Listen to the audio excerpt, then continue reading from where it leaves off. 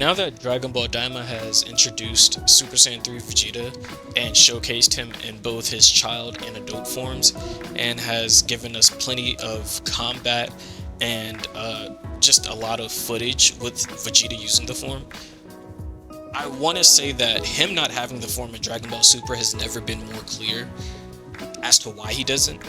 And I think people need to understand this isn't a continuity error, and this isn't like a retcon, but it's most likely just showcasing some characteristics we've seen from Vegeta before. And I want to say this, Vegeta kind of learns this back in the Cell Saga.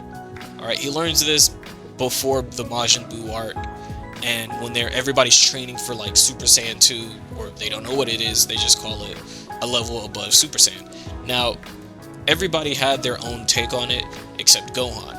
Goku wanted to perfect it, so Gohan did the same thing with him.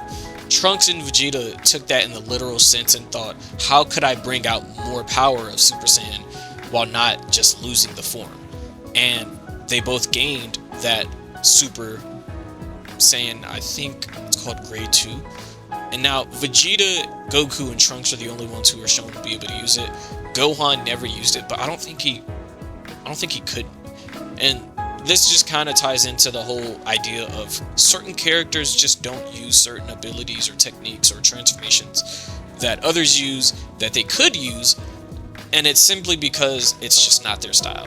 Now, Vegeta as a character has always been about give and take for certain forms, alright? Now, he would rather not use his grade 8 form because he just thinks it's grotesque and just it's not his style. And same thing for the Ultra Super Saiyan transformation that Trunks used, or not Ultra Super Saiyan, but Super Saiyan Grade 3.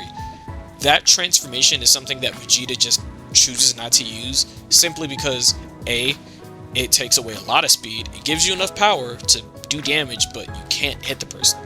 And B, it just takes a lot of power. Alright, it takes a lot of power and stamina to stay in a form like that for a long fight. And he never even brought the form up. Alright, so much so that Trunks sees Vegeta gain his Super Vegeta form, and he thinks, man, I'm stronger than father. He's gonna feel bad. I'm gonna emasculate him because he's not a level above me.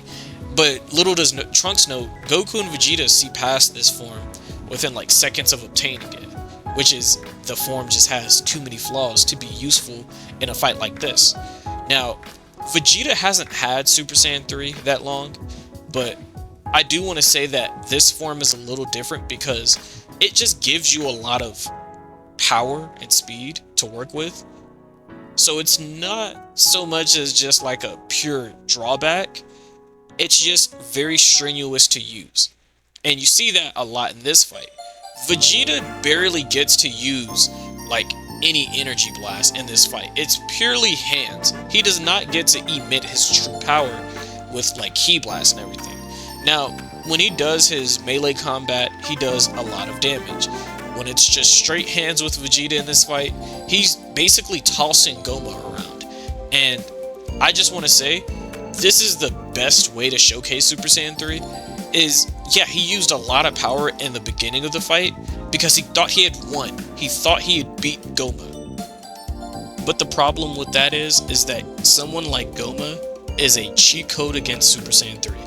It is probably the worst transformation to use on a character like Goma, and this is usually the form's downfall, which is why it's not seen in Dragon Ball Super, because they just fight characters who fight for a very long time.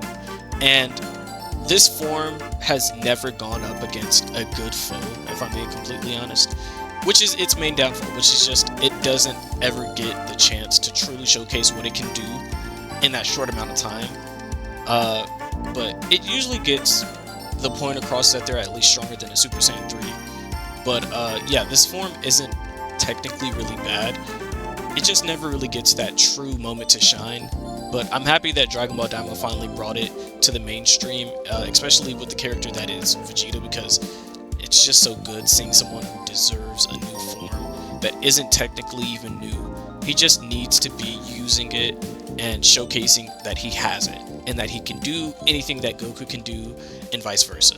That's the whole point. And with that being said, thank you for watching the video. I really do appreciate you watching and taking the time to listen to me yap. Next time I'm going to be talking about a superhero. He's little known. He goes by the name